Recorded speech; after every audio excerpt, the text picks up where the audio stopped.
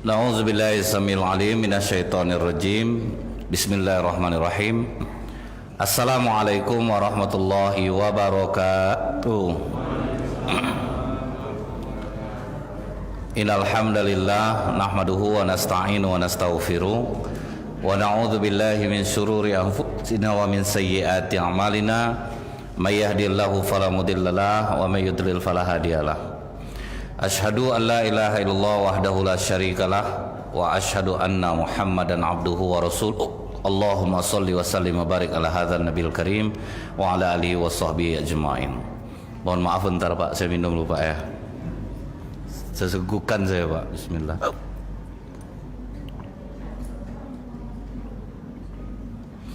Salah makan roti tadi Pak. Jadi tidak pernah mungkin makan roti enak. Sudah makan roti itu cegukan lagi.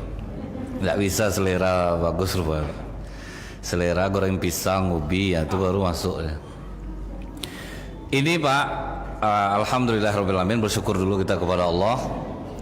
Bersolawat kita kepada Rasulullah sallallahu alaihi wasallam dan ucapan Allahumma shalli ala Muhammad wa ala alihi wasallam. Kajian kali ini kita pernah dulu mengkaji soal ini Pak. Waktu itu kita belum rutin wirid. Saya sekali waktu itu di sini kajian puas muslimah.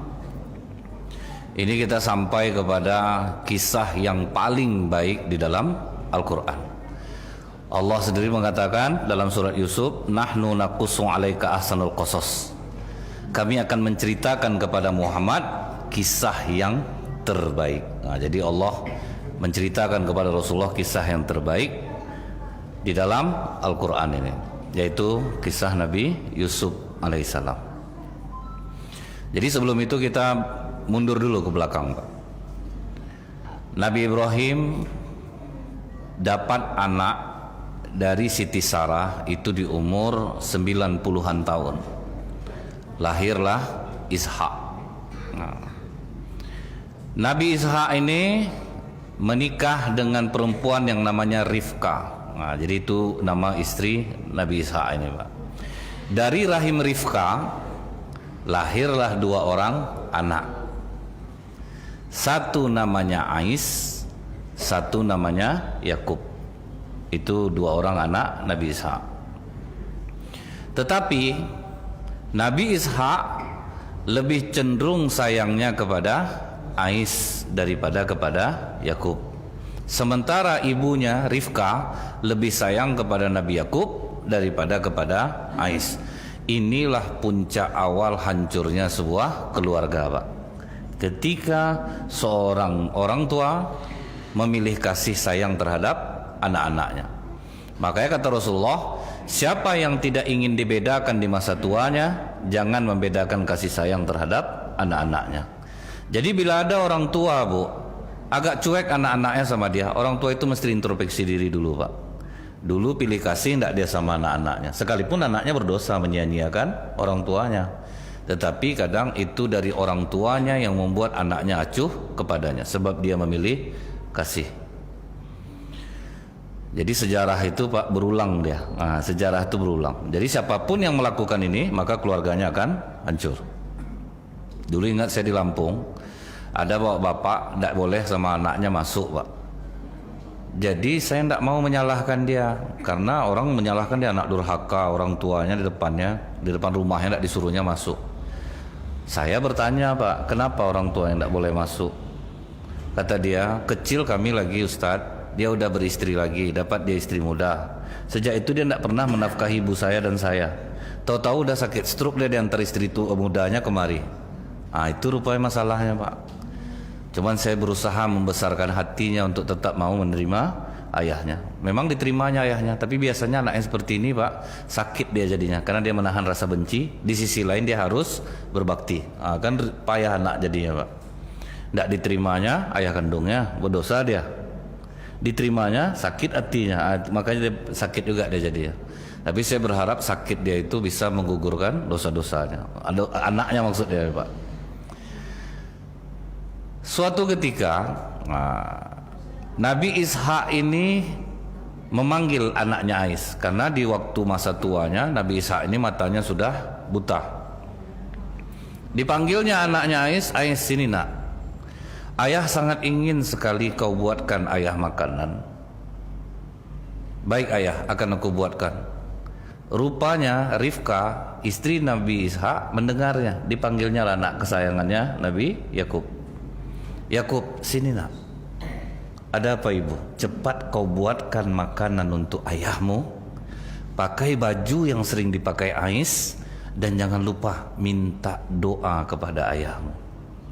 Lihat, seharusnya anak itu dia jangan minta doa hanya kepada ibu, Pak. Ini minta doa kepada bapak nampak basa-basinya, Pak. Ma, doain ya ma, ya, ini mau ujian betul nih ma, susah nih ma, masalahnya tidak cukup waktu untuk belajar nih ma. Ke bapaknya, Pak, jangan lupa doa ya Pak ya. Nah, nampak Pak, basa-basinya aja ke bapak ya. Dia tidak tahu bahwa doa orang ayah itu sakral, Pak. Jadi kalau untuk minta keberhasilan dunia itu doanya ke ayah. Sebetulnya kan anak ini milik ayahnya. Dia menitipkan benihnya ke rahim ibunya. Jadi kalau ditanya-tanya betul, sebetulnya yang sayang kepada anak itu ayah daripada ibu. Cuman ayah gengsi mengatakannya sehingga pakai mulut ibu. Anak menyangka ibunya yang perhatian sama dia, padahal itu ayahnya yang ngomong. Anak tidak pulang, pasti bapak yang ngomong ke istri, telepon lah anak tuh. Padahal dia sebetulnya yang rindu, Pak. Telepon anak tuh, lama betul dia pulang. Dia yang risau, dipakainya mulut istrinya. Jadi itulah dahsyatnya kasih sayang seorang ayah. Jadi Nabi Yakub nih Pak, langsung dia cepat buat makanan. Kemudian dia pakai baju yang sering dipakai Ais, mantel berbulu. Dia pergi ke ayahnya. Ayah, ini makanan untuk ayah. Langsung diraba oleh Nabi Ishak. Kenapa suaramu seperti Yakub, Ais? Nah, padahal dia megang bajunya Pak. Padahal memang betul-betul Nabi Yakub yang datang itu. Sudahlah ayah, makanlah. Makanlah Nabi Ishak. Setelah makan, ayah doakan aku. Apa yang kau inginkan? Doakan aku agar aku memiliki kekayaan dan keturunan yang banyak. Baik. Dan tanpa menyebut nama, Nabi Ishak mendoakannya. Ditanya oleh ibunya, bagaimana nak? Didoakan tadi oleh ayah? Didoakan ibu. Kau akan berhasil nak. Tidak lama setelah itu datang Ais bawa makanan. Ayah, makanannya sudah siap, makanlah. Ada apa dengan kalian ini? Kenapa suaramu seperti Ais Yakub? Aku Ais ayah. Apakah kau sudah makan? Sudah. Berarti Yakub ayah yang mengantarkanmu makan?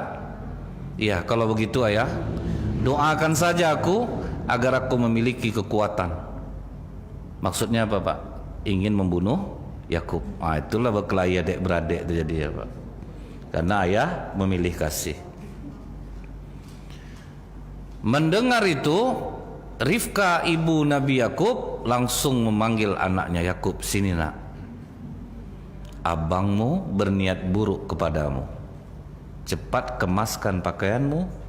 Pergilah kau dari sini, tinggallah engkau di rumah pamanmu Laban. Nama pamannya Laban nih Pak. Berangkatlah Nabi Yakub. Takut dia Pak sama abang ini, karena salah. Artinya Nabi Yakub telah mencurangi abangnya. Tapi ini bukan aib Bu, ini sejarah gitu. Kalau orang bilang aib Nabi diungkapkannya, bukan. Ini memang terungkap gitu. Tidak ada yang sembunyi dalam agama kita ini. Jadi berangkatlah Nabi Yakub Pak. Sampai dia di rumah pamannya, apa katanya kepada pamannya? Paman, aku mungkin akan lama tinggal di sini karena aku tidak enak hati dengan Ais. Dan Ais pun marah kepadaku. Oh ya tidak apa-apa, tinggal aja di sini. Pamannya ini mempunyai 2 orang anak perempuan. Satu namanya Lia, satu namanya Rahil. Lia ini Bu, sejelek apapun laki-laki tidak akan mau sama dia Pak. Nah, itulah wajahnya tuh Pak, parah lah pokoknya. Sama sekali tidak menarik. Ibaratnya tersesat di jalan, tidak diantarkan orang pulang. Begitu tuh. Kalau laki-laki ini kan lain Mbak, apa dia pilihan dia tuh. Ini yang ingat, ini masih ingat saya nih Bu ya. Ada di Jalan Pasir Putih itu dulu anak gadis jual bubur ayam. Seramai-ramai bawa bapak makan bubur ayam pagi itu. Sampai bingung saya, Bu. Di kapan lah bawa bapak nih suka bubur ayam tiap hari itu, Pak. Tuh saya kasih nama bapak tuh Portugal, Bu. Persatuan Orang Tua Gatal. Pokoknya dia aja tiap pagi situ, Pak. Akhirnya berganti sama maknya sekarang, Bu. Sepi, Pak. Oh, besar pengaruh ya rupanya. Tak berjual beli tanda emak dulu gitu, Pak. Awak mau singgah juga sebetulnya, Bu, tapi ramai terus, nggak bisa singgah. Yang satu lagi anak Laban ini adalah Rahil. Rahil ini, Pak, seganteng apapun laki-laki pasti suka kepadanya. Ternyata, Bu, adik-beradik yang seperti ini ada di zaman sekarang. Kulit adik negro, kakaknya putih. Nah, itu yang saya lihat waktu itu diwawancara, Bu. Bisa adik-beradik berbeda, Pak, warna kulit, satu negro, satu putih. Ternyata apa yang terjadi pada masa Nabi Yakub terjadi juga di masa sekarang. Nah, bisa berbeda. Pokoknya negro habis, Pak, adiknya ini. Tidak akan mungkin, tidak akan tahu orang dia itu adik-beradik. Apa kata Nabi Yakub? Paman, tentu aku akan lama tinggal di sini. Kurang elok dilihat orang. Karena paman punya anak perempuan. Kalau paman setuju, izinkanlah aku menikah dengan Rahil. Ah, lihat, Pak, yang cantik yang dipilih. Lia kakaknya, Rahil adiknya. Kata Laban, boleh. Boleh aja kau menikah dengan Rahil. Cuman ada syaratnya. Paling tidak kau bekerja dulu dengan aku sekitar 4 tahun. Nah, karena ingin menikahi Rahil, Nabi Yakub pun semangat. Oke, aku kerja di sini. Kerjalah selama 4 tahun, Pak. Rupanya setelah 4 tahun, Bu, ditanya oleh Nabi Yakub, Paman, ini udah 4 tahun aku nih, Paman. Aku hitung betul nih. Karena ini jelas tujuannya, Pak. Sudah saatnya aku menikah dengan Rahil. Kata pamannya ini, menjadi adat kebiasaan kita, Yakub. Kalau kakaknya belum, adiknya belum bisa nikah. Kalau kau mau, nikahi dulu Lia. Bekerja kau lagi dengan aku 6 tahun, baru nanti kau nikah dengan Rahil. Ngedrop Nabi Yakub, Bu. Karena waktu itu masih dibolehkan, Pak, menikahi 2 orang perempuan bersaudara. Masih boleh waktu itu. Kalau tidak, carikan suaminya. Siapa yang mau, Pak? Nabi Yakub akhirnya, Bu, terbayang dia. Dulu aku mencurangi abang aku, akhirnya sekarang terbayar. Aku pula yang kena sama paman aku. Nah, jadi tidak ada yang gratis dosa ini, Pak. 2 dosa yang disegerakan hukumannya di dunia. Menzolimi orang 1, memutuskan silaturahim 1. Nah, jadi pernah bapak menzolimi orang, jangan bapak terkecil hati, besok kena pula ke bapak. Dia dulu, Bu, sebelum bertobat suka maling onda orang di masjid. Pas dia tobat, hilanglah ondanya, Pak. Temenung dia, Pak. Inilah rasanya rupanya. Jadi pokoknya tidak ada yang gratis, Pak. Jangan kita gampang terkecil hati. Kok diginikan orang aku ya? Coba ingat-ingat balik. Pernah tidak mencurangi orang? Walaupun bukan serupa, tapi pernah tidak mencurangi orang, pernah tidak menzolimi orang. Syukur dibayar di dunia. Daripada di akhirat, Pak, tidak akan terbayar sama kita dengan hukuman. Bekerjalah Nabi Yakub, ikhlas dia nerima, ridho dia. Ini memang salah aku. Akhirnya Nabi Yakub tetap bekerja. Dia menikah dengan Lia tanpa rasa suka, rasa iba pun tidak ada, Pak. Jangan kan suka, iba aja tidak, Bu. Berselera sama sekali tidak ada. Kasihan pun tidak. Ternyata betul kata Rasulullah itu, Bu. Menikah itu harus dengan rasa cinta, Pak. Tidak bisa tidak. Contoh, Bu, Rasulullah menyuruh Zainab binti Jahsh menikah dengan Zaid bin Harisah. Kan bertengkar rumah tangganya, Pak. Zaid budak, Zainab bangsawan. Karena Rasulullah yang memerintah nikah dia. Zainab merasa bangsawan, Zaid merasa budak. Jadi kan payah jadinya, Pak. Tidak nyambung ya dia. Bertengkar jadinya, Bu. Akhirnya bercerai. Nah, karena Nabi Yakub tidak ada rasa cinta kepada Lia, sementara Lia ini udah halal untuk dia, Jadi Lia ini hanya sekedar untuk hamil dan melahirkan. Dan Lia ini subur Pak, mudah melahirkan. Lahir anak, rapat jaraknya Pak, lahir lagi, tapi tidak ada rasa cinta. Akibatnya Pak, Nabi Yakub cuek kepada anak-anaknya. Jadi kalau acuh bapak sama anak Bu, tanya-tanya betul lah Bu, abang cinta enggak dulu sama aku? Karena pengaruh rupanya Pak. Pokoknya Nabi Yakub kuranglah perhatian sama anak-anaknya nih. Anaknya dari Lia nih kurang diperhatikan ya. Sampailah akhirnya 6 tahun berlalu. Pamannya yang ngomong, Yakub, kau sudah 6 tahun dan saatnya kau menikah dengan Rahil. Waduh Pak, terbayar penantian 10 tahun, 2 periode persediaannya itu Bu, 10 tahun Pak. Akhirnya dapat yang di hati. Nabi Yakub penuh rasa cinta, penuh rasa sayang, semuanya untuk Rahil. Akhirnya Nabi Yakub cuek kepada Lia, cuek kepada anak-anaknya. Tetapi malangnya Rahil mandul, tidak ada anak. Sehingga Lia selalu membuli Rahil, aku walaupun buruk, aku bisa beranak. Kau cantik, tidak ada anak. Sakit hati Rahil, dikasihnya budaknya untuk dinikahi oleh Nabi Yakub. Salah balas dendamnya Bu, dibuli malah dikasihnya istri Pak ke suaminya. Lahir lagi anak dari selir itu, Lia dikasihnya lagi selirnya Pak. Akhirnya total anak Nabi Yakub dari 3 orang ini 11 anak. Dari Rahil belum. Tetapi ekonomi Nabi Yakub kuat. Dia punya mukjizat, kambing hamil itu dia tinggal elus perutnya, dia bisa menentukan apa maunya warnanya Pak, sehingga kambingnya unik dan mahal. Makanya secara ekonomi Nabi Yakub kuat. Yang anak-anak ini tidak kurang belanjanya Pak, cuman mau pulang-pulang tidak ada masalah sama dia, tidak dipedulikannya pokoknya Pak. Anak-anak itu tidak diperdulikannya. Akhirnya Rahil sadar Bu, kalau aku macam ini sakit hatinya, aku sendiri yang tersiksa. Rahil memohon kepada Allah, hilang rasa dendamnya kepada Lia, dia terus memohon kepada Allah untuk dikaruniai anak.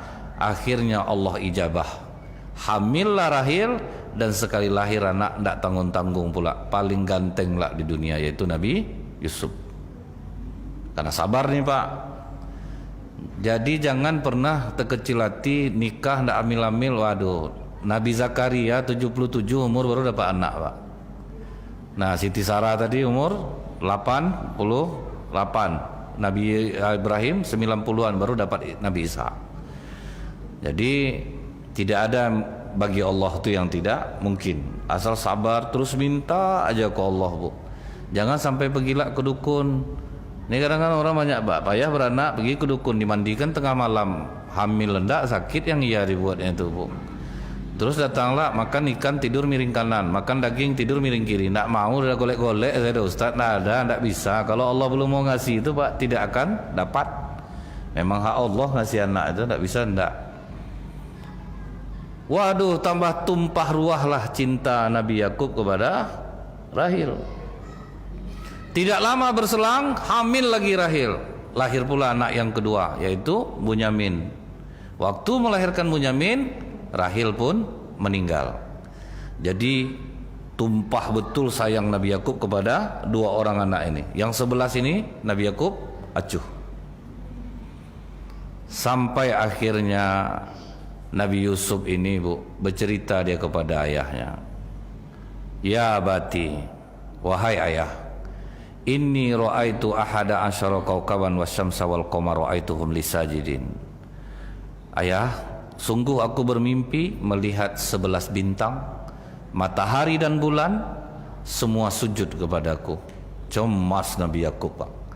11 bintang itu adalah anak dari Lia. Matahari ayah, bulan ibu akan bersujud kepada Yusuf. Berarti ada sesuatu yang besar akan terjadi. Udah terasa Nabi Yakub tuh Bu, dia memang pilih kasih Pak. Apa pesannya kepada Nabi Yusuf? Ya bunayya, wahai anakku, la taksus ru'yaka, jangan kau ceritakan mimpi kau ini ala ikhwatika, kepada saudara-saudaramu. fayakidu laka kaida, mereka akan membuat tipu daya kepadamu. Jadi terasa Pak Nabi Yakub. Udah cemas dia nih. Ini pasti akan ada sesuatu yang besar terjadi. Kemudian Bu, ternyata benar yang 11 ini rapat Pak. Kalian terasa enggak selama ini bapak saya ke Yusuf sama Bunyamin daripada kita? Betul. Sakit enggak hati kalian rasanya? Sakit lah, kita enggak diacuhkan oleh bapak. Kita singkirkan Yusuf bagaimana? Setuju. Cuman jangan dibunuh. Nah, ada yang minta Pak, jangan dibunuh. Jadi apa caranya? Kita bawa dia keluar. Bagaimana mungkin kita bisa membujuk bapak? Dia dijaganya Yusuf itu. Pokoknya kita sesak aja lah. Akhirnya mulailah sandiwara itu disusun. Datanglah abang-abang Nabi Yusuf nih. Ayah, kasihan kami nengok Yusuf nih ayah, di rumah terus mainnya. Biarlah kami ajak dia jalan-jalan, biar tahu dia di luar. Kata Nabi Yakub, kalau kalian mau main, mainlah, tapi jangan bawa Yusuf. Ayah, kasihanlah kami nengok adik kami ini ayah. Dan nanti kalian bawa dia main, tersia-siakan oleh kalian, diterkam dia oleh serigala. Bisa kalian jaga? Ayah, kami ini kuat-kuat ayah. Kalau untuk menjaga satu orang Yusuf, mampu kami ayah. Didesaknya terus bapaknya Pak. Akhirnya lemah Nabi Yakub. Oke, kata Nabi Yakub, kalian bawalah Yusuf pergi main, aku serahkan perlindungan Yusuf kepada kalian. Apa kata Rasulullah? Di kalimat inilah Allah marah kepada Nabi Yakub, karena menyerahkan perlindungan kepada manusia. Dengan kalimat inilah kena Nabi Yakub Pak. Dibawanya lah adiknya ini main sampai di perbatasan Mesir. Disuruhnya Nabi Yusuf, buka baju kau Yusuf. Ngapa bang? Buka pokoknya. Nggak usah kau banyak-banyak nanya, buka aja baju kau tuh. Itulah kadang Pak, kalau ada abang-abang bapak benci sama bapak, nggak bisa dia jelaskan, bisa jadi itu Pak. Terasa dia tidak bisa dia mengungkapkan tuh, karena bapak pilih kasih misalnya. Nah jadi akhirnya Nabi Yusuf dibuka lah bajunya Bu. Begitu dibuka bajunya, masuk ke dalam embernya. Masuk dalam ember, dimasuk orang tuh lah dalam sumur ramai-ramai Pak. Menangis-nangis lah Nabi Yusuf kecil nih Pak. Umur belum genap 8 tahun, umur 7 tahunan. Dimasukkan ke dalam sumur, disuruh dia, kau turun dari ember tuh. Adalah tempat berpijak di sumur tuh. Disitulah berhari-hari dia menangis Pak. Baju Nabi Yusuf di atas, disembelihkan ternak, didarahin, mulai mereka acting pas pulangnya. Ayah, betul kata ayah, kami lengah dari Yusuf, dia diterkam oleh serigala. Ini baju Yusuf ayah. Menangis langsung Nabi Yakub. Semoga keburukan kalian akan dibalas oleh Allah. Nabi Yakub nak marah lagi Pak, tetapi menangis tanpa henti, sampai pula lah Nabi Yakub buta matanya. Jadi buta pula Nabi Yakub Pak, banyak menangis, buta matanya. Setelah itu Bu, Nabi Yusuf yang di dalam sumur tadi menangis, pas ada orang lewat Pak, dia mau ngambil air, begantunglah Nabi Yusuf di ember itu. Heran orang ini, ngapa berat ini, tarik terus ke atas. Waduh, rupa begitu nampak anak muda, berteriaklah dia Pak, hadzal gulam, ini pemuda. Kenapa dia bahagia? Bisa dijual Pak, bukan mau nolong, bisa dijual. Pas ada penguasa Mesir lewat, tuan mau beli budak. Waktu itu udah kotor-kotor lah Nabi Yusuf. Berapa mau kau jual? 2 dirham aja ambillah. Dijual dengan harga murah. Dibeli oleh penguasa Mesir ini, dibawa pulang, dikasihnya lah ke istrinya. Zulaiha, mandikan anak ini bersih-bersih. Dimandikanlah bersih-bersih. Setelah dimandikan, kau jadi pembantu di rumah ini, di dapur saja, tidak boleh keluar. Baik nyonya. Itulah hebatnya Nabi Yusuf ini mengajarkan, hiduplah kita dengan masa sekarang, bukan masa lalu. Walaupun dia anak orang kaya, tetapi tidak mau diungkapkannya Pak. Siapa dia saat itu, dilakoninya. Ini kadang Pak, karena dia dulu pernah senang bekerja sama orang, awaklah diberi perintah, bapak awak nak pernah merintah Pak. Ini tidak bisa dipakai ini Pak.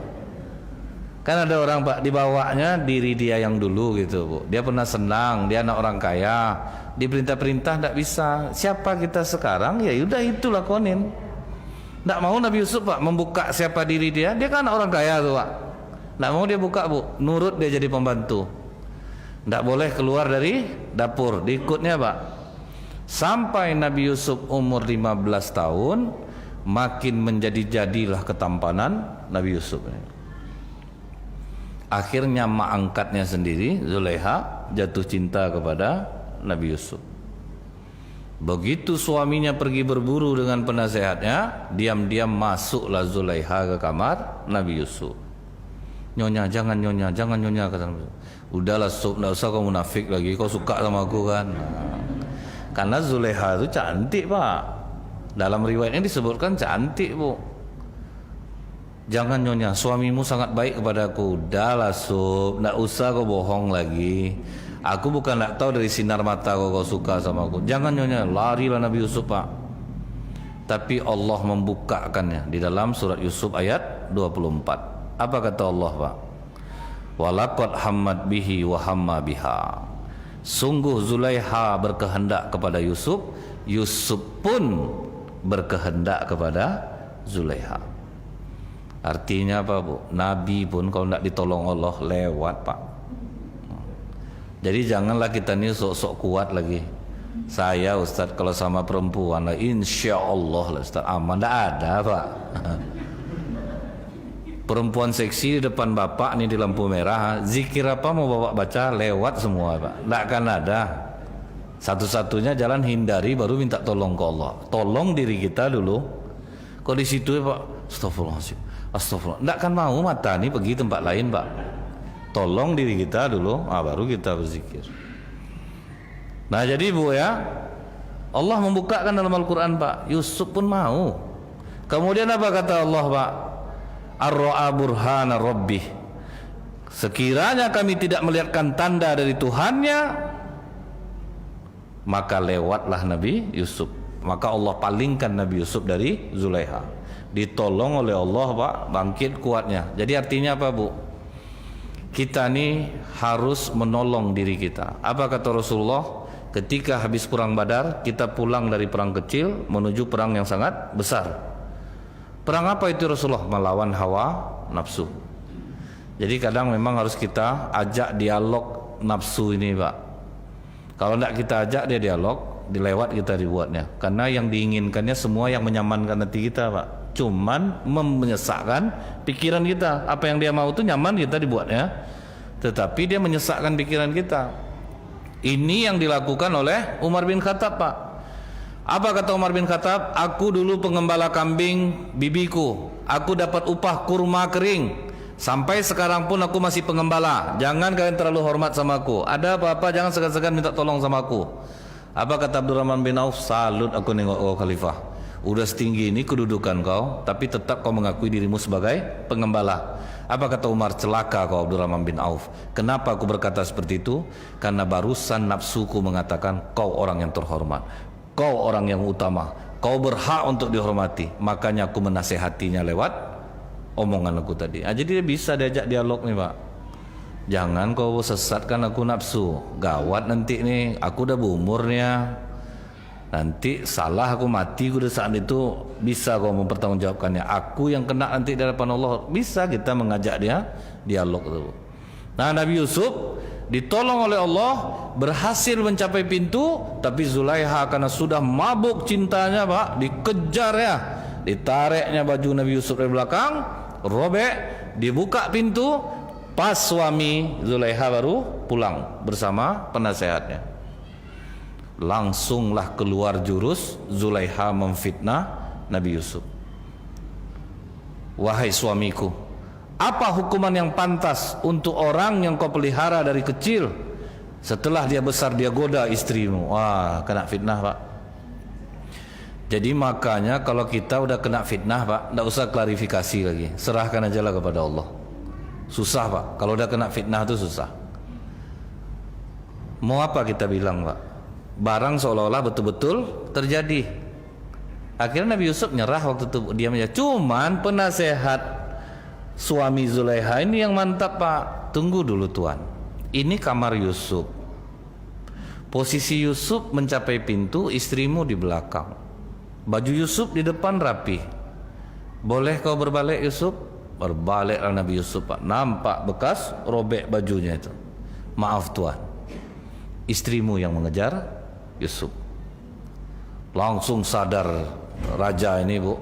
Apa katanya kepada Nabi Yusuf? Wahai Yusuf, maafkan istriku, maafkan juga aku, tapi tolong jangan sampai berita ini tersebar di istana, karena kalau sempat tersebar, sungguh malu aku Yusuf.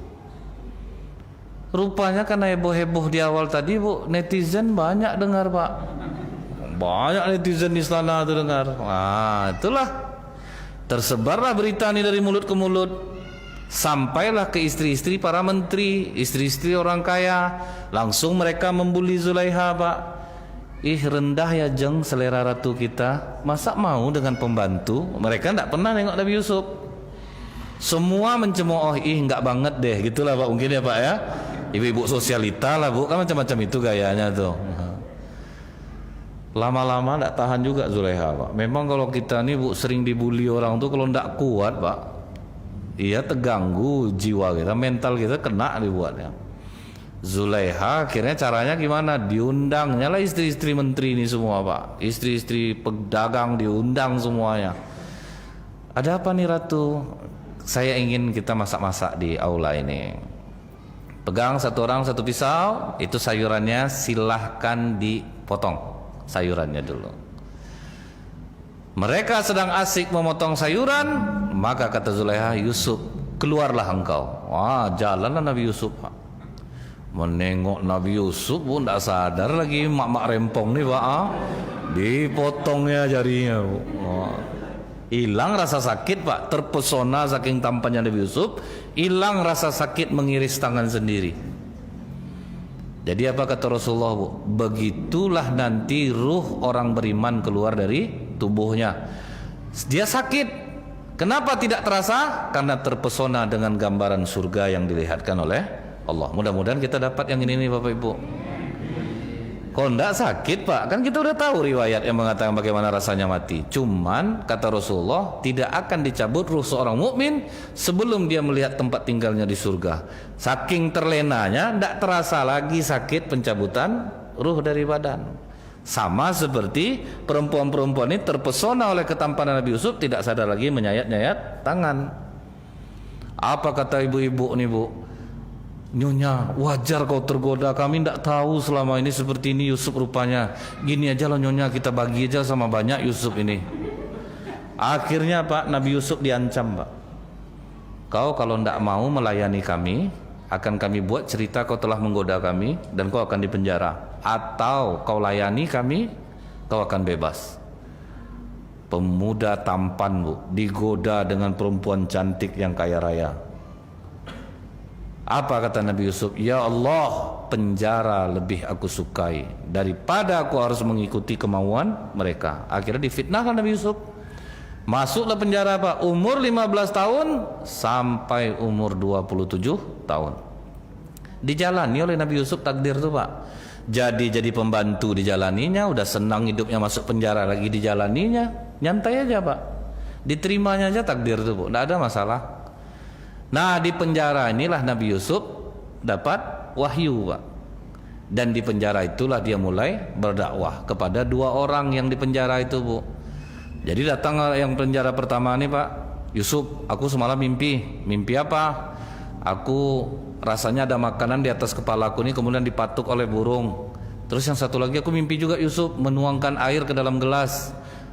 Aku tahu arti mimpi kalian, tapi kalian mau tidak dulu mendengar apa yang aku sampaikan? Dibuat Nabi Yusuf tertarik orang ini dulu Pak, diceramahilah oleh Nabi Yusuf. Setelah selesai ceramah, kau yang ada makanan di atas kepalanya, kau akan dihukum mati. Itu tandanya. Burung mematuk makanan di kepala kau itu, kau akan dihukum mati. Kau menuangkan gelas di teko, kau akan menjadi orang kepercayaan raja.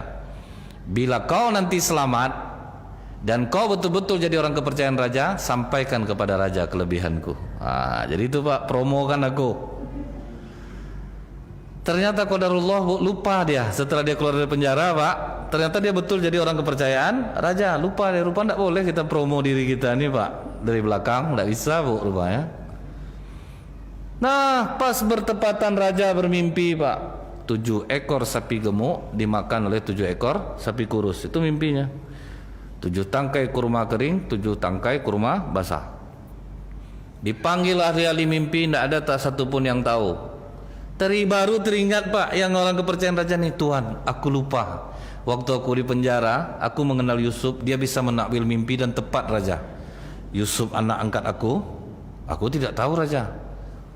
Sudah lama aku tidak bertemu Yusuf, barulah ditengok ke penjara.